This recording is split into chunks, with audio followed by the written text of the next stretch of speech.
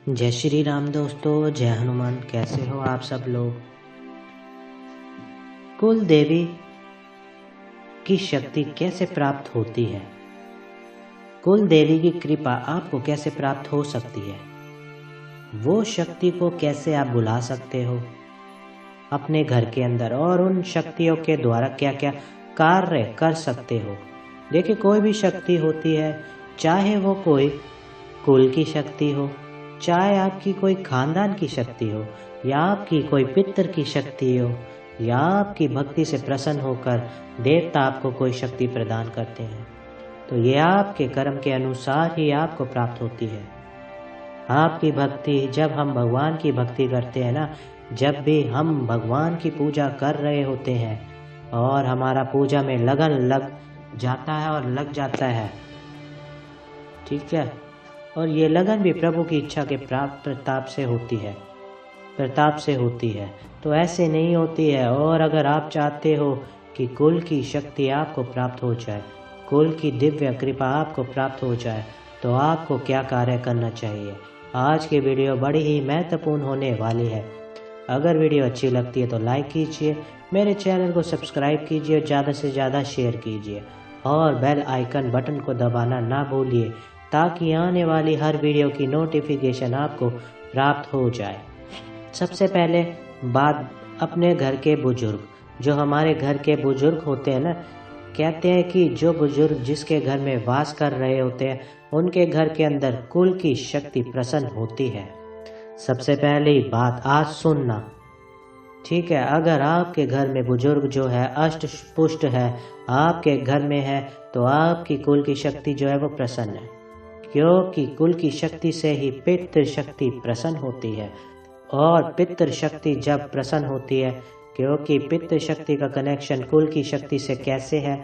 मान लीजिए आपके कुल के अंदर जो है माँ शीतला की पूजा होती है, माँ शीतला की पूजा होती है, और आपकी कुल के घर के बुजुर्ग ही करते हैं, और वो आज भी कर रहे हैं, और आप भी उनको देखकर सारा कार्य करते हो, तो ऐसे परिवार को शक्ति अवश्य प्राप्त होती है, जो लगातार कुल की भक्ति आराधना एकजुट होकर करते हैं।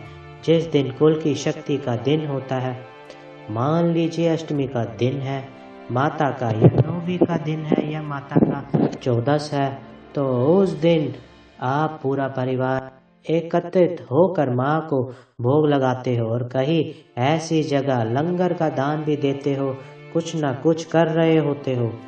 याद रखना, 10 उंगलियां घी में चली जाती है, व्यक्ति 10 उंगलियां घी में चली जाती है, और कुल की शक्ति परिवार के ऊपर एक रक्षा कवच के रूप में प्रदान होती है। और कुल देवी जब आपके प्रसन्न होने लग जाती है, तो वो शक्ति आपके घर में बरसने लग जाती है, कृपा बरसने लग जाती है, और साथ में पितर भी उस घर के रुष्ट नहीं होते, पितर भी उस घर के रुष्ट नहीं होते।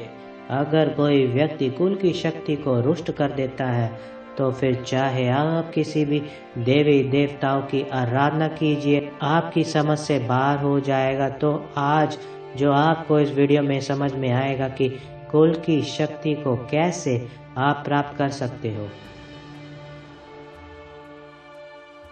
अगर आपको नहीं पता आप किस कुल की शक्ति को धारण कर रहे हो, मान लो आपको ये भी नहीं पता कि आपकी कुल देवी है कौन,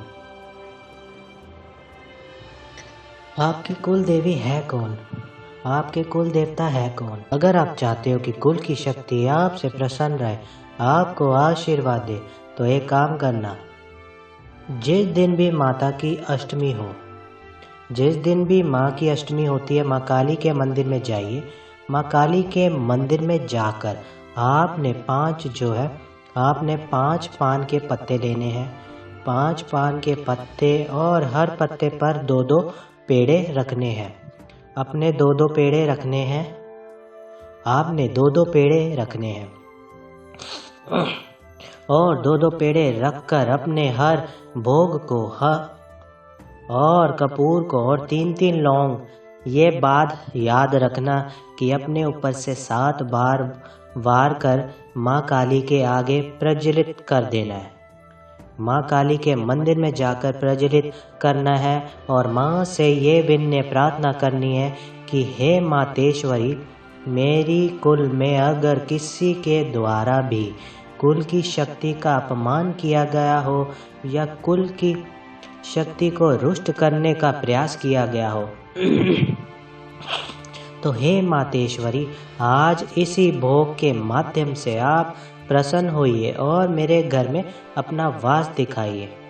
आपने ये जो कार्य करना है शनिवार के दिन भी कर सकते हो और अष्टमी पर भी कर सकते हो, 14वीं पर भी कर सकते हो, और फिर आप देखना कि आपके सितारे बदल जाएंगे। आपके जीवन के अंदर आपके रास्ते ऐसे खुलते नजर आएंगे।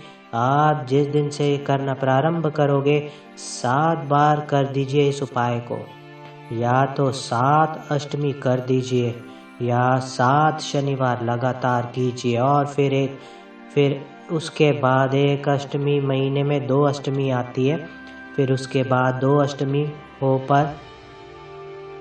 अष्टमी पर करते रहिए। आपकी कुल देवता कुल देवी आपको दर्शन देने लग जाएंगे। कुल देवी की शक्ति का वास आपको घर में महसूस होगा। स्वयं आपको लगेगा कि कोई एनर्जी हमारे घर में आ गई है, कोई कृपा हमारे घर में आ गई है और हमारी रक्षा करती है। आपको स्वयं ऐसा महसूस होगा कि कोई शक्ति जो है आपके रास्ते खुलने लग जाएंगे। जो बंधे हुए काम होंगे ना आपके, पहला नंबर तो जब कुल की शक्ति घर में वास करती है, आपके मांगलिक कार्य सीधे चढ़ने लग जाते हैं। बहुत सारे, मैं जब लाइव आता हूँ बहुत सारे भगत मुझे कमेंट करते हैं कि गुरु जी घर में शादी विवाह नहीं होते हैं। कोई कहते हैं कि मांगलिक कार्य सभी बंद हो गया है। मांगलिक कार्य बंद होने का सबसे बड़ा कारण यही है, कुल की शक्ति और पितृ शक्ति रूठना। अगर कुल की शक्ति जो प्रसन्न हो जाती है तो पितृ शक्ति अपने आप प्रसन्न होगी। मान लीजिए किसी ने पितृ शक्ति को बंधनग्रस्त कर रखा हो, कुल की शक्ति जागते ही आपके घर की पितृ शक्ति भी बंधन से मुक्त हो जाएंगे। माता रानी की कृपा आपके घर में वास करने लग जाएंगी, और माँ दुर्गा की कृपा, माँ कालका की कृपा, माँ जिस भी देवी की आप आराधना करते हो उनकी शक्ति का एहसास आपको स्वयं होने लग जाएगा। स्वयं आपको महसूस होगा कि मुझे कोई शक्ति हमारे घर में है और वही शक्ति जो हमें चला रही है। तो ये जो वीडियो मैंने बनाई है ना, बड़ी आपके लिए काम आने वाली है ये। अगर ये उपाय करते हो कुल की कृपा को आप प्राप्त कर लोगे। आप तो आज ही कीजिए, आज से ही शनिवार से प्रारंभ कर दीजिए, बगैर बताए किसी को। चुपचाप जाकर जब आप पेड़ों पर भोग लगाओगे कपूर के साथ, उस वक्त क्या करना है, थोड़ा थोड़ा पेड़ा, थोड़ा थोड़ा पान का पत्ता, हर पांच उसमें से खुद ले आना और अपने घर में प्रसाद के रूप में सभी को दे देना।